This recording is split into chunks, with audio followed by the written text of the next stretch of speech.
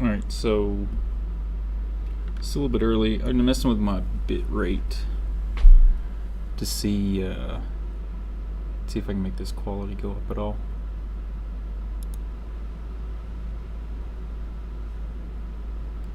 Well, I changed it. Let's see. You guys are about to see some annoying or hear some annoying stuff. Or hear some annoying stuff. 1, 2, 3. 1, 2, 3. 1,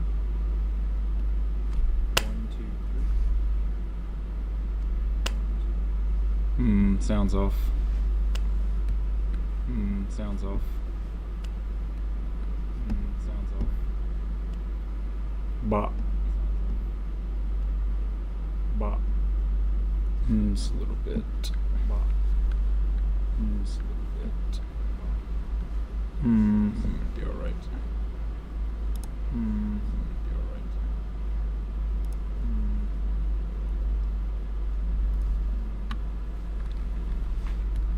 So I got something new today. I gotta look and make sure it works on here. So I got something new today. I gotta look and make sure it works. So I got something new today. Mute. So I don't know if anybody wants to mess with the sound today, but I don't feel like doing it. So let's go here.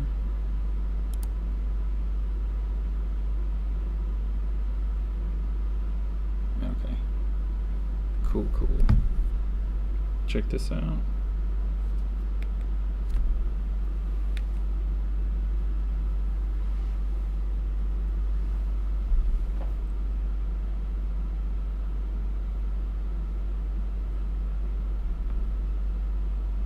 And there we go. So we'll get into this in a little bit.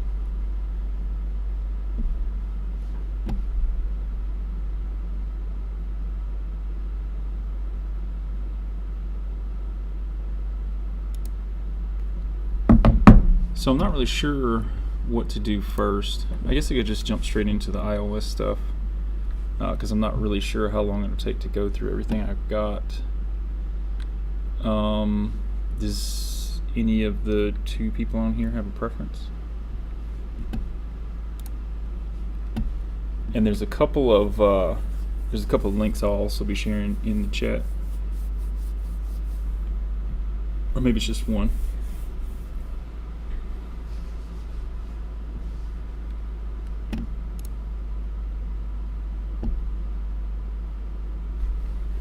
All right. well, we're just gonna do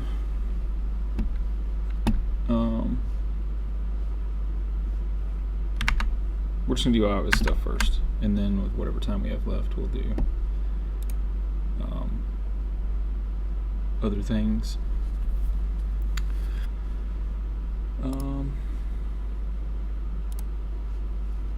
And so now it's time to get back into the wonderful task of organizing my files.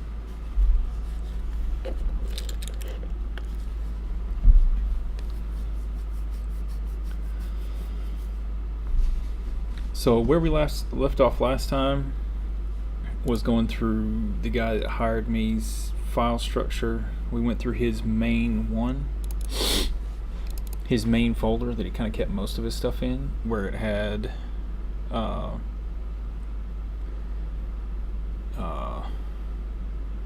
what was it?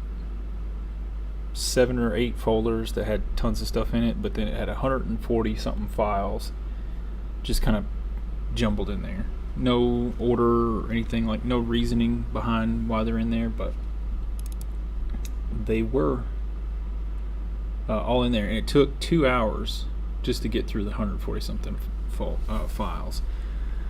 But it was very accomplishing to be able to get through that and actually review everything.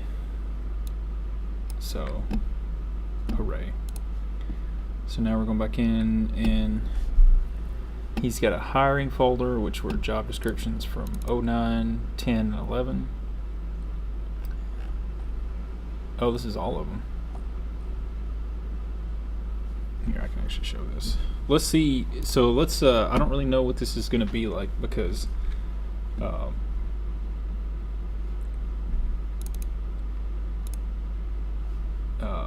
I don't know what these documents are all about.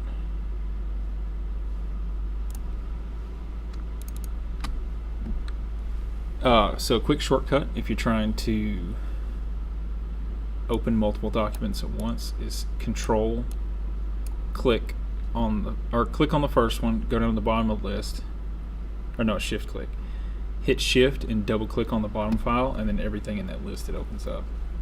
And like we were talking about the other day as well, if you just hit shift and select a certain group of them on the last one, if you double click the select, it'll open up everything you've got selected. So let me order these real quick.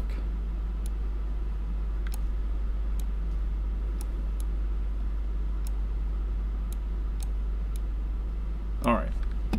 So let me show this.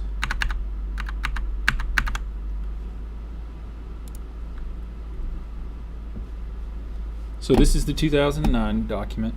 And so there's nothing saying that there will be changes, but we're going to try and look and see if we can find an update or any kind of updates. So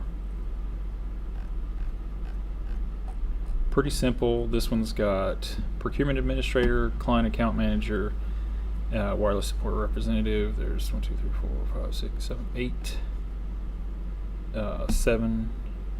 6, and 9.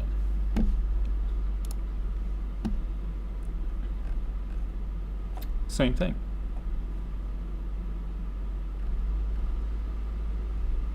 Almost same thing. So they took some stuff, he's changed up some wordings, or some wording around partners, and for the most part, he added a line to this. And then,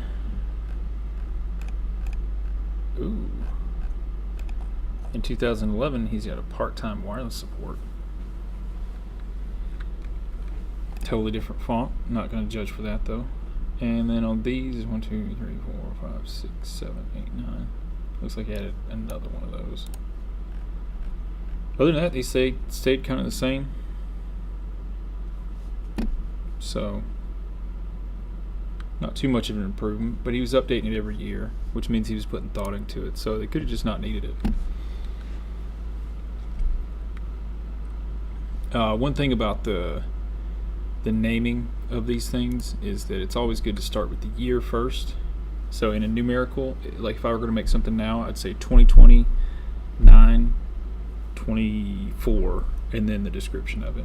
And that way it automatically comes up by creation date, because date modified doesn't always help sort by the actual date it was created, obviously. All the best way.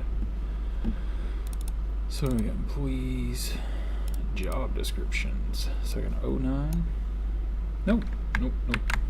Also, if you mess up, which I just did, Control Z, undo on computer. And it's pretty much anything you got, you can undo it. Or anything you do, you can undo it. Except for deleting something and then going into the deleted files thing or your trash can and then getting rid of that. There's a way you can recover that stuff, I believe, for a short period of time, but it ain't Control Z. Uh-oh. 2011 job description.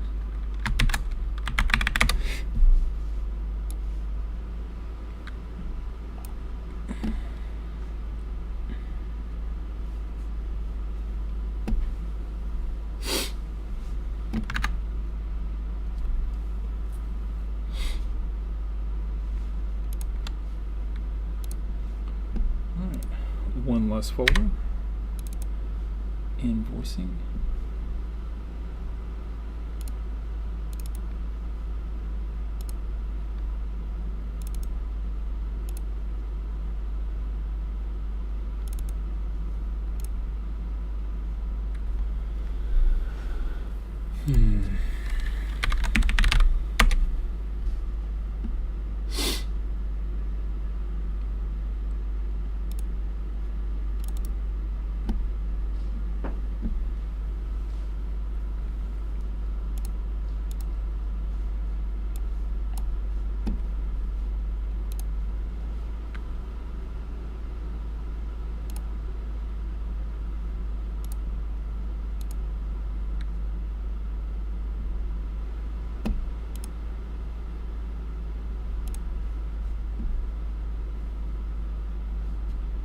So I just searched something in the files and it actually worked, but then my view was messed up, so I had to fix that.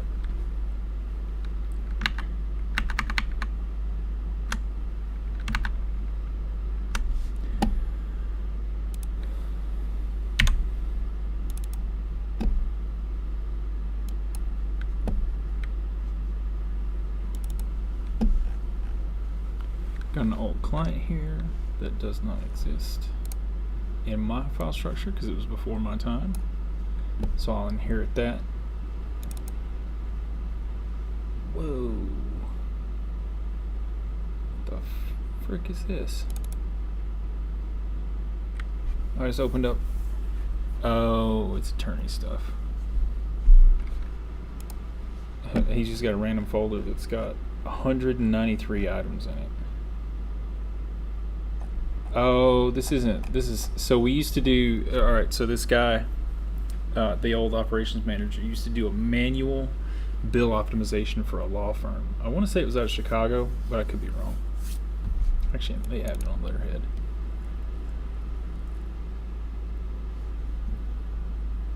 Negative. Anyways, he used to go through, they had a T-Mobile contract, and I think they had 400 lines, which in the work that we do, that's nothing. But the work that we do is also bill optimization, or not bill optimization, help desk. On the bill optimization side, 400 T-Mobile lines is or at least in 2009, it was a huge problem because they didn't have any electronic billing methods. So he got a paper bill that was literally 2 inches thick every single month, and for an entire week he would go through that thing line by line, marking it up, seeing where things need to be changed, and then delivering a manually built report to that company. And he was doing it at way less than what we should have charged for it, because I think when they sold it, because they sold it when I wasn't a part of this, I think it was kind of an unknown, so they did a best guess, which is sometimes what you got to do. You just got to think, like, I think it's going to do this, and then if you miss, then when the contract comes back up, you just adjust it appropriately. Anyways, though, this is an old client. So we'll just put that in all clients.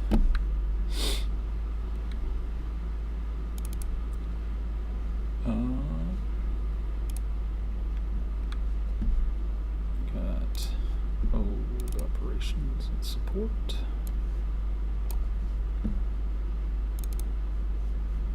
He's got like 5 folders that are like end of the month reports.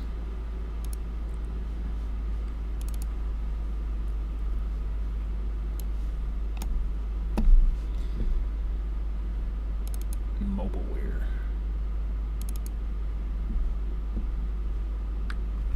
I think that was a proposal we put out to be a partner. Yeah, that's what it looks like.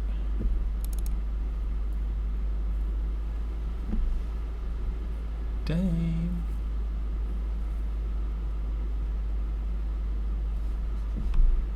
That's pretty straightforward stuff.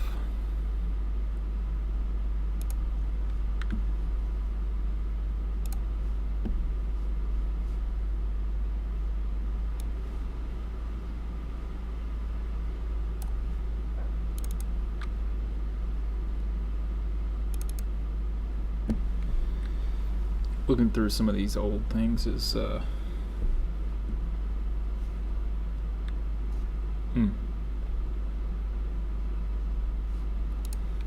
is neat, because there were some clients that, or some partners that we had when I first started that I had nothing to do with, and they were gone shortly after, so I didn't have anything to do with them much.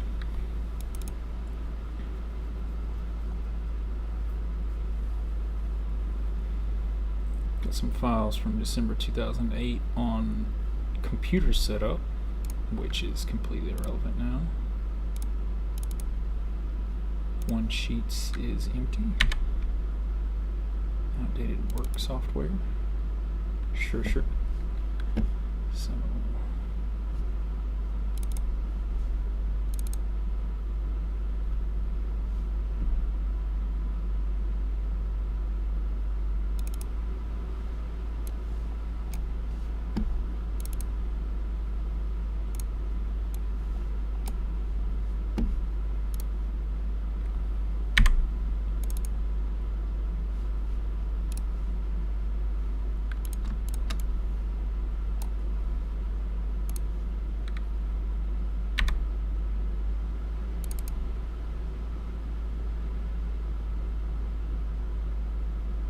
what is a JPG1? Oh, you know what?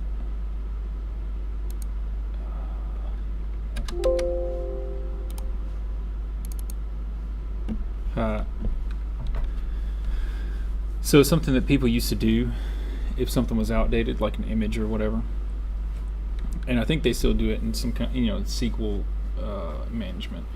If you use text files, is that anytime you end of life something or change something out for something newer, you change the file extension to where you can't accidentally open it or use it. And so we had let me see, this file right here, or this image right here, is a JPEG, so JPG, and he had a JPG1, so you couldn't open it. So all I did was just change the extension, and it worked again. Clever way to do things. Anywho, it's old marketing.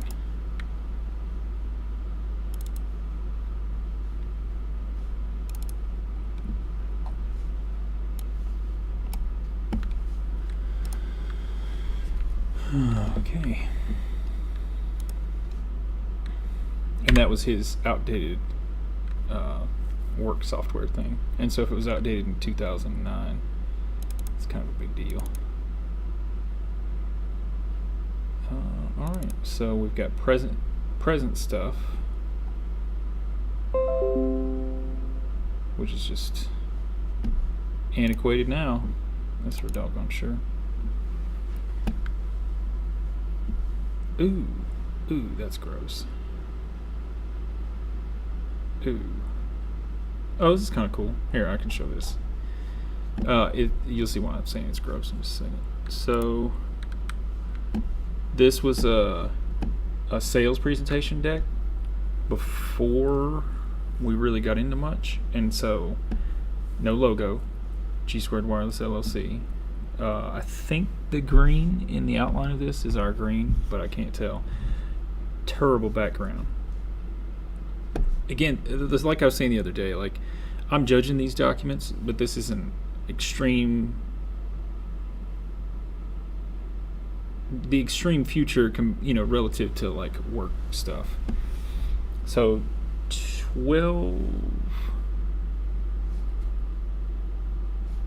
12 years ago this was created, and it's like, who are we? No images, just listing it out. Our success over 6 years, we've grown. So I guess this was made in 2011 if it's 6 years, because we started in 2005. And then this was the building where our first office was. So anybody who hasn't seen that building, this is downtown Nashville. We were on this floor right here, the second floor, which is now occupied by Google Fiber. This building is also in an extremely trendy part of town now. This is our first door graphic or whatnot. It's pretty cool. But this is an extremely trendy part of town, which is why we had to leave, because we used to be able to park up and down this street, but the restaurant here was bought, and then across the street where you can't see the restaurant, they converted old warehouse space into like clubs and restaurants and stuff, and so they call this G Street because this is McGavick Street. And then since they own a certain percentage of the road, they can block it off, and so they basically blocked it off, and this was just turned into valet stuff. You can still travel up and down the road unless they blocked it off for a block party, but there was no more parking on it. And then there was a parking lot across the street that we used to park at when it was overflow. They blocked off a huge chunk of that for valet parking too, and so we literally just couldn't park. If you didn't get there early in the morning, you would have to park like way off and walk into work and stuff like that, because this is in the Gulch, which is not technically downtown, but it's got that kind of vibe now. So that's neat. We actually shared this floor with a marketing agency, and it's an entirely concrete building inside, so no sound dampening. So you can imagine how running a call center in that environment would have gone. And then this next client, let's see. Oh, these are just survey results. Outstanding customer satisfaction. I just wanted to thank you for having such a great team. On one Friday, Richard Herbie went above and beyond, helping me activate my new BlackBerry. Well, if it's in here, we got permission to show it before we put it up. So it's Fifth Third. They were one of our clients up until recently. And then all these types of surveys responses are fairly common. Like, one of the things that I do when I have people come visit, or I'm giving a sales presentation, and we get into talking about CSAT scores, I tell whoever I'm talking to, if they seem like they want an example, just to pick a month and a year, doesn't matter, just any time in the past 10 years, I think. Because we really didn't do surveys consistently before that. And then they'll tell me, I'll pull the raw data file from the CSAT responses, and then just show it to them. Now, they're not always great. There's some in there that are, like, sometimes people get pissed because we're following policy. Very few, but it still happens times. We do just a poor job at something. And we're people, and we're not going to hide from the fact that we make mistakes, because we definitely do. And the difference is what we do when we make those mistakes. When we make them, we try to alleviate the possibility of that happening in the future. Like, we write down a plan, make any changes to process needed, and then go from there. I mean, sometimes it's process related, and sometimes it's just agent related, and so we got to determine that. And if the agent needs more training, then we give them that, et cetera, et cetera. But I'm not afraid to pull any month's CSAT scores and show them. Like, sometimes I have to go through, depending on the type of opportunity it is. The only thing I have to edit beforehand is the clients, because we can't show our clients to some clients to potential customers, because some clients will give you permission, like these, like PPL, United Airlines, and all that kind of stuff. Like they gave us permission to use these, otherwise we wouldn't have. But other companies have corporate policies against giving quotes or sharing logos or anything like that. So sometimes when you see or when you're writing a contract, you specifically put it in there that you can use their logo, and then their legal team will yoink it out because it's just a corporate policy, which is annoying because sometimes getting logos is a good way to show that you actually have clout. Let's see, more happy customers. So Fannie Mae, still one of our customers. We've had them as a client for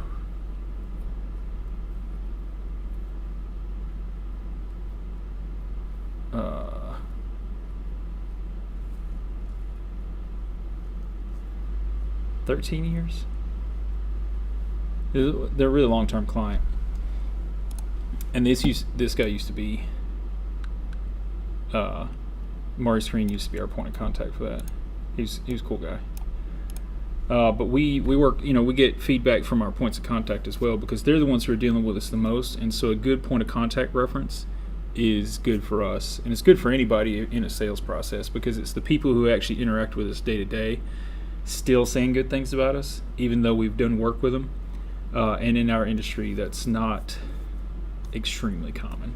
It happens. There's some really good companies out there, but there's also some other companies who are chasing the dollars at the cost of their operational capacity and quality.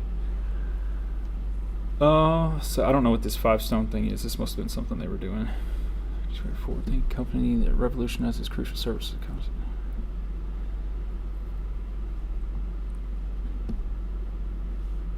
I have no idea.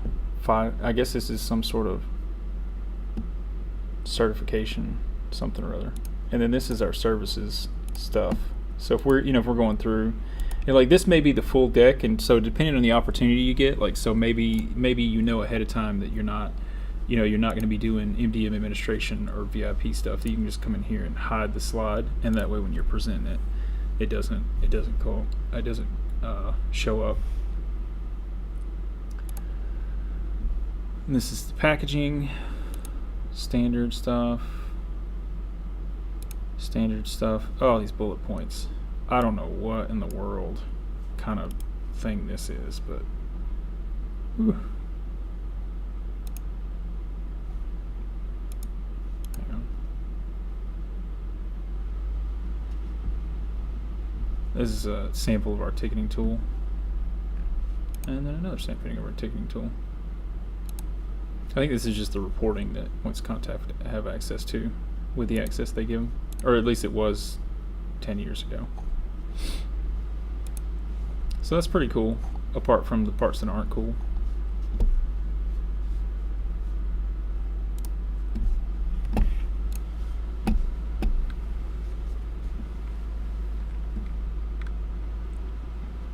So it looks like he put all this stuff together. And so all that stuff was marketing, and his folder name for that was present. He had one main folder called present, he had a subfolder called present, and then everything was in that subfolder. So he had 2 folders called present. So I dare say that was a bit much.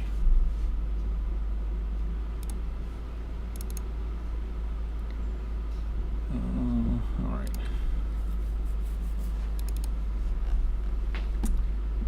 Key.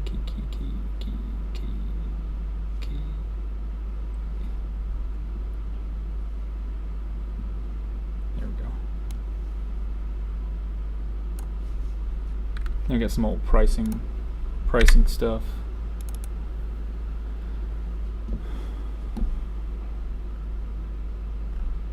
Definitely can't show that, but this was from 10 years ago. So let's see here. Old operations. Oh.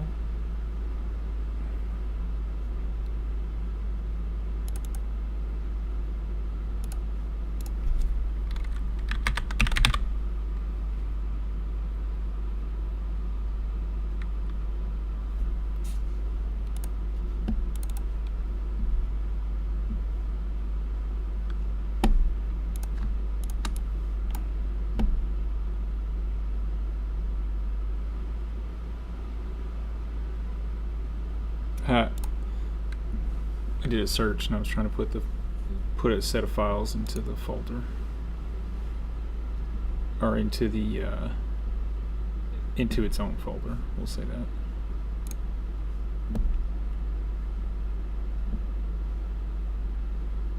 So G2 finance,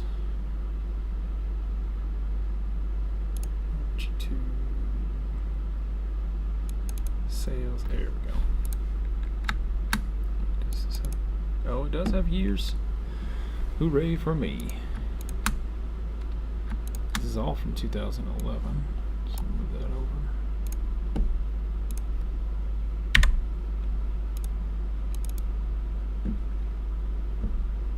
over. Ugh. What is this from? Yeah, see, I've got reporting in here. Like, I've got call stat reporting from our old system, which we can't re-pull, and so I'm hesitant to throw it away. So I gotta bring it over here and put it in old. We may not wind up keeping it, but from a data perspective, it's better safe than sorry. And I've got just the spot for it. Oh, operations, help desk.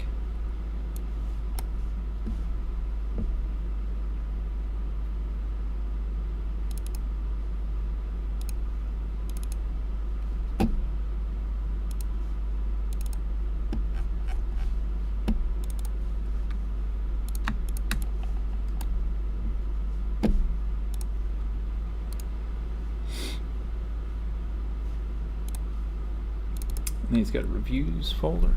Oh, this is people.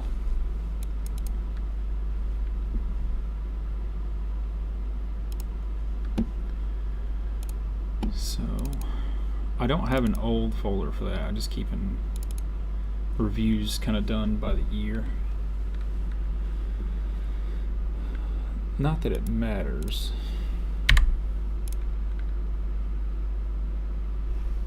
Let's see, 2010, 2010, 10, 10, 10, 10, 10, 10, 10. Places. And then the rest of this is from 2009. I don't have a 2009 folder. Now I do. And then this is from 2008, which I also don't have a 2008. Except for I do, just kidding. No, I don't want to open those. Get out of here.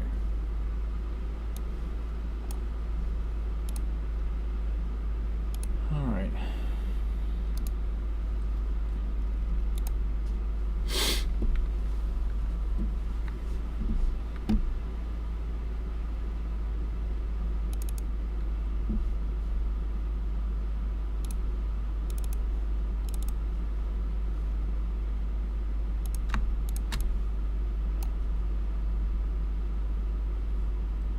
I'm messing with Sonic Wall. I actually can't remember.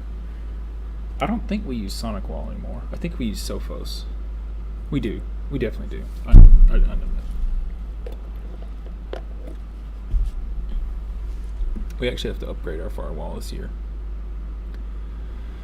because our equipment is end of life. Which, I don't really know what goes into firewall creation maintenance, but I would assume there's some allowed obsolescence in there, if not planned for. Get out of here. Ooh, training documents.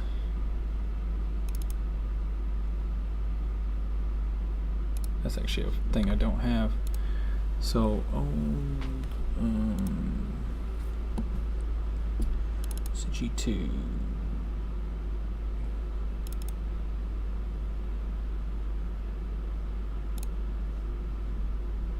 I guess I'm going to start a training folder.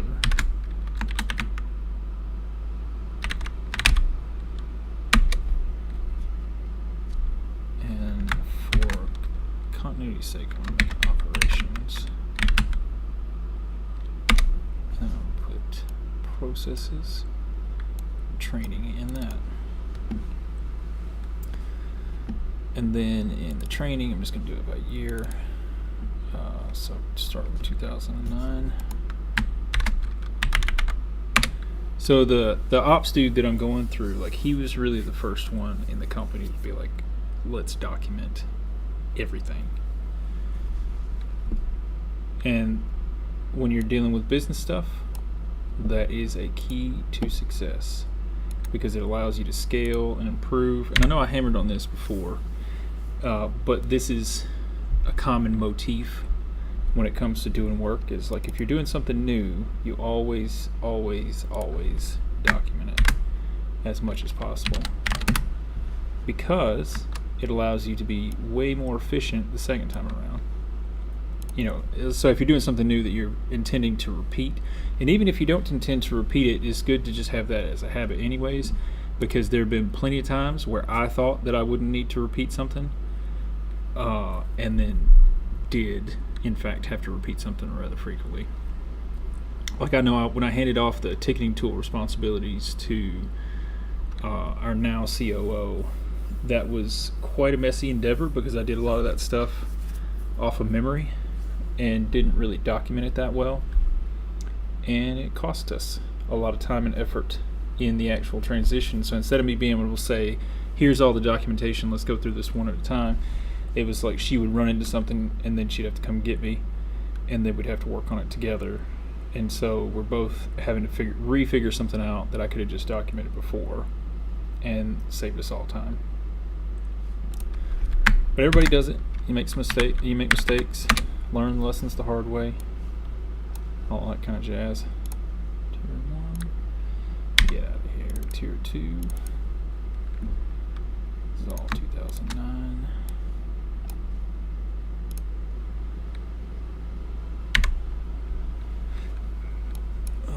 Let's see.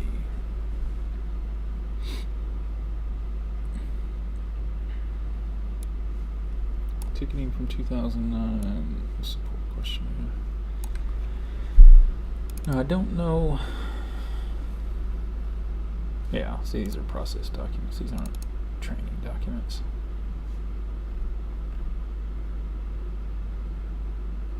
And so the difference that I'm trying to make here with process and training documents is a training document is intended to train a new agent or an agent on something new, and a process document is how the trainer actually goes about doing it. And so even though some of our training documents are processes, like the process of like call management and ticket handling and all that kind of stuff, those are still job aids.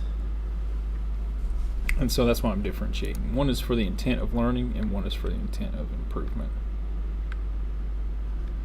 Oh,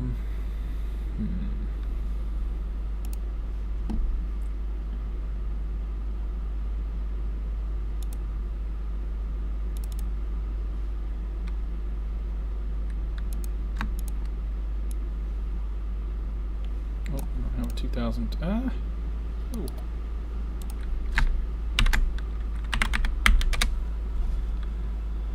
So a couple of these from 2010 and then a 2011.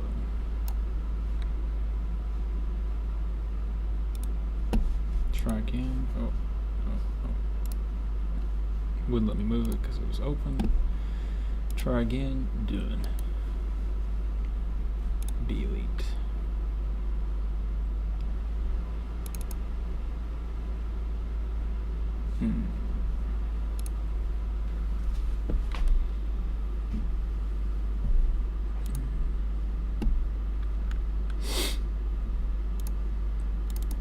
Old client.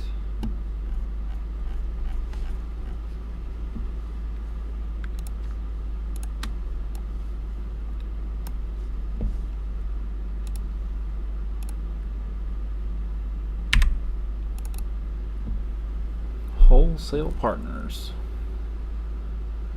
See, there was a partners thing earlier. Now there's another partner thing, and then in this thing there's just a blank MSA.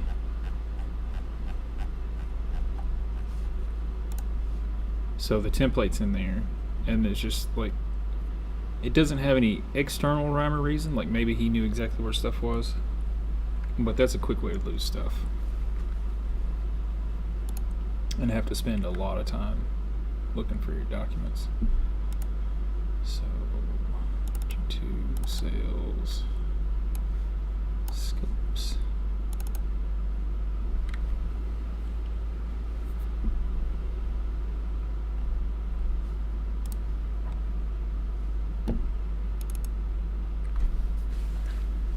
And yeah, there's another one.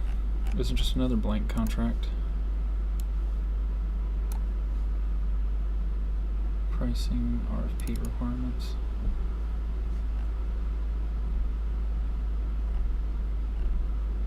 That's optimistic. So an RFP, in case you guys don't know, is a request. It's a request for proposal. I think it's a request for proposal. Let me make sure I don't lie to you guys. I think it's it's a request for proposal. Sometimes people get confused with the request for pricing. But an RFP is how, like, an enterprise, I mean, I guess anybody can do RFPs, but you send out basically a questionnaire and then invite companies to respond to that questionnaire, and then you go through, evaluate everybody's responses, and then down select a select few to go on to the next phase. And that's how we deal with a lot of our business. So we'll participate in a lot of RFP responses. And so this document I just came across is like requirements we need for an RFP. And that's a silly thing because there's no RFP templates that like enterprises use with regards to our industry. And so it's usually, when we're dealing with an RFP, it's extrapolating what they mean by a certain statement in the RFP and then trying to answer it as best as we possibly can. And when you're doing an RFP, there's a Q&A session or a section where you've got a certain amount of time to submit questions, and then the people who put out the RFP to begin with will put out a whole bunch of answers at once, so you can better or more refine your RFP and get your pricing as close as possible to what you're actually going to be. But to think that we could require something in an RFP is there's a lot of naivete in that.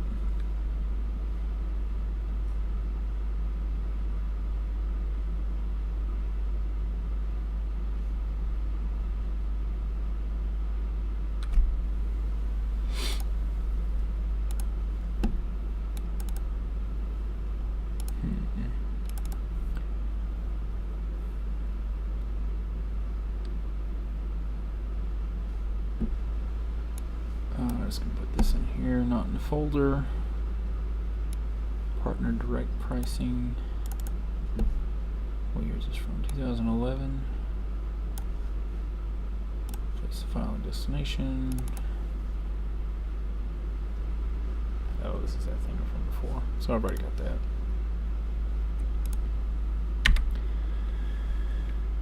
Ooh, a non-disclosure from 2007. I think that's the oldest document I've got. So non-disclosure, like an NDA, which is a non-disclosure agreement, or MDNA, which is mutual non-disclosure agreement, is essentially saying, like, I'm about to share some information with you that you can't share with other folks. And so anytime you start a partnership where you've got proprietary processes or physical equipment that you've designed, or any type of intellectual property, you want to do an NDA before you get into the details, because if you don't have that, they can just, like, say you give a PowerPoint presentation on all the stuff, then they can just take that, broadcast that to whomever they want, and then go from there. Whereas if you have an MDA, you have legal, you have the ability to legally sort this out if they were to do that and mess you up. Oh, let's see.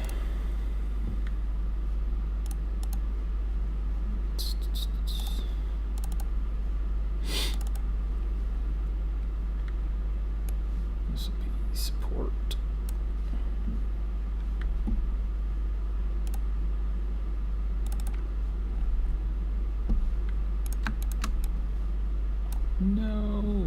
I like accidentally opened up tons of files by double clicking too fast when I'm selecting multiple. It's annoying.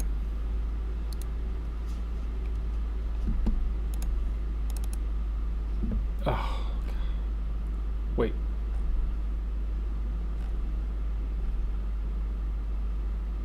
No.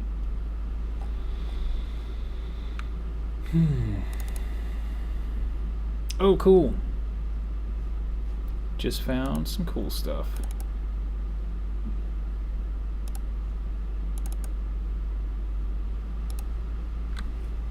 I'll show you in just a second.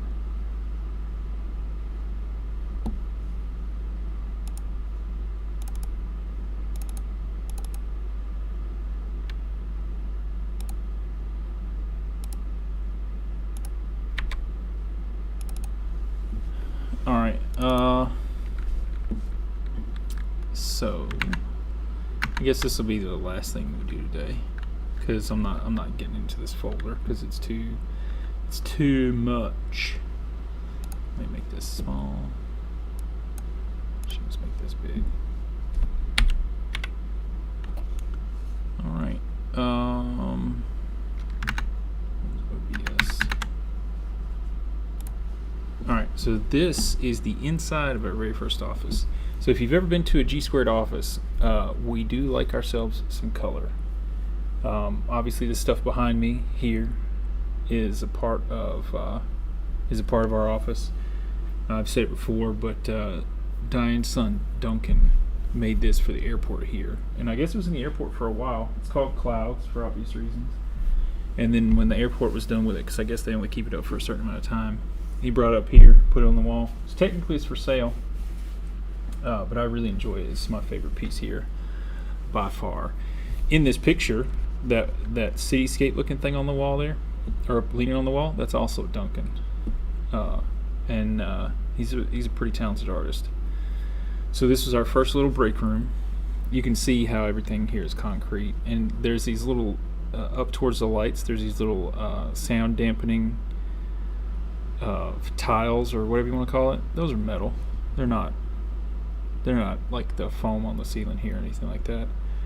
So sound traveled pretty well. We had these walls behind our cubicles, but that's about it. Wow, there's a lot of shots of this break room. Oh, all that art on the wall there is Duncan as well. Those are really good pieces. We still have those around. So the dude that hired me sat in this desk right now. This orange desk. No, I lied. So this is after.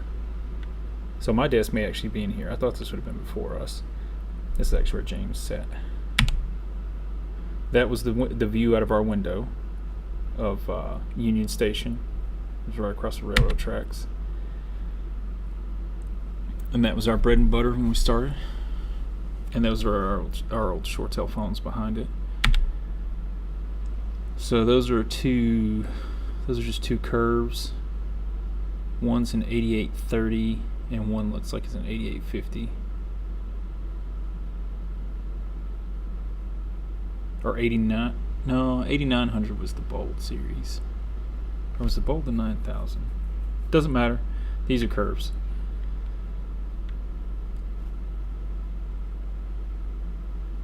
You know, I actually don't know if that one on the left is a curve. I'll assume it is for right now.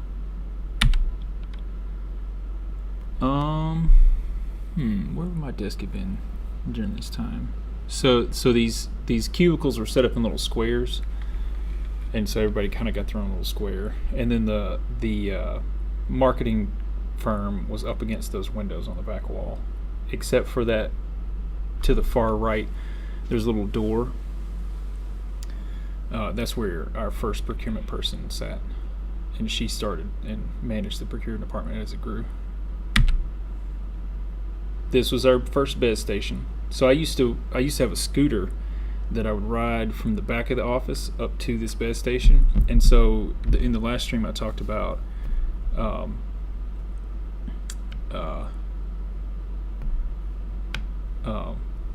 some of our Bez access was like a RDP into a VPN into another RDP into another VPN. this is where all that happened. And so sometimes you'd come up here and be sitting for 15 minutes just before you get into the actual bez, because all the connections and stuff were so clunky. That's actually my desk right there. So that awesome looking CRT, you can see my my groomsman photo right below that. But the CRT there was I couldn't work without a second monitor because I was already used to 2 screens, and this was in '09. And so I brought that up there to maximize my space, and I also maximized the internet for a while because I was streaming, and this is again in 2009. So I was streaming a kitty cam, so it was like a little window I kept up in the top right of this CRT screen of some kittens at a rescue place, and it was very calming to me in some trying times. But eventually I had to stop doing it because I was taking up too much internet bandwidth, streaming something that was like it wasn't even 480p, and it was still too much internet. So that was the thing. And this purple chair there was like, we started getting these super fancy chairs that like you could adjust it any way you wanted to. I think that was my first one of those types of chairs. They had a lifetime warranty until the company went out of business. Then the warranty went away too. I don't really know who was sitting there at this time. But behind this little green wall right here is where the owners sat, and so everybody was so kind of packed in together. I want to say that this was Chris's seat, but I could have been wrong, or our old ops guy. But the owners sat right back there, and that was a cool experience for me because when I first started working here, I could just look over and ask the owners a question if I wanted to, and it was a really nice environment because. This seat right here was the very first one I had, and then I moved as more people got hired.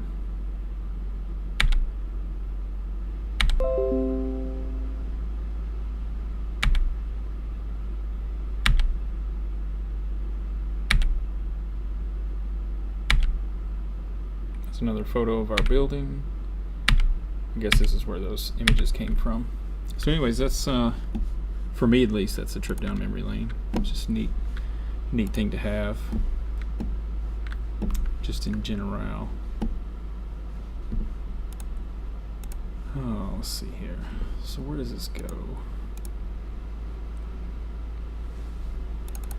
We got some picnic photos too, but I don't have anybody's permission to show images. What year is this from? Oh yeah, this is when I was here.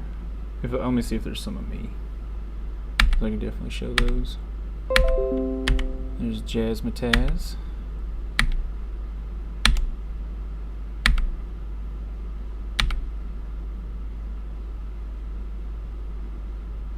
Oh, I think the only image I'm in is in the group photo. It's neat. I think everybody was here. Let's see, 1, 2, 3, 4, 5, 6, 7, 8, 9, 10, 11, 12, 13, 19. We had about 20 employees. That's cool. Yeah, unfortunately I can't show any of those though, because none of them, I don't have any permissions.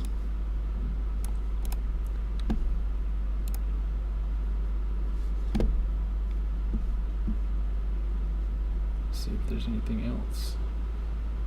Nope. Alright. Well, there's no chat. There's no playbacks. Looks like there's one person in here. So person that's in here, I did all the iOS stuff at the beginning. So when I'm done with this, I'll try to reply to all of the social media stuff with a link to it. Because I did pretty extensively cover like the new stuff in iOS 14.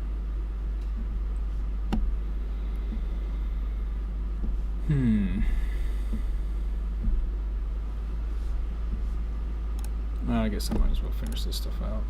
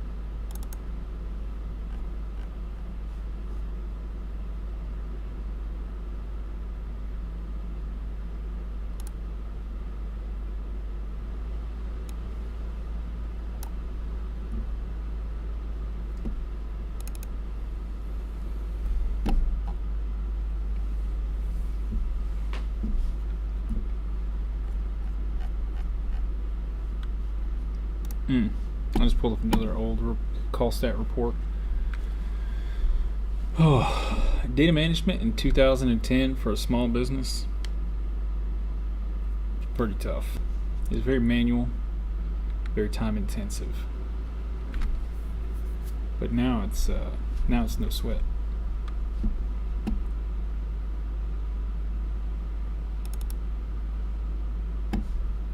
Ooh, it's our logo, but color reversed.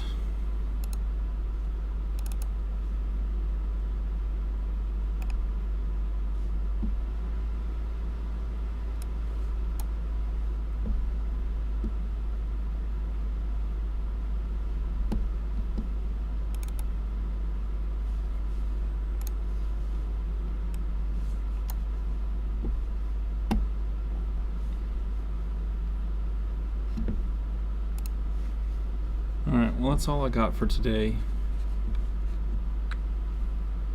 I'm going to set this stuff up on the internets and then go from there. You guys have a good day. And if you're watching this on the YouTubes, which you're probably not because I'm probably going to cut this out anyways, have a good day as well.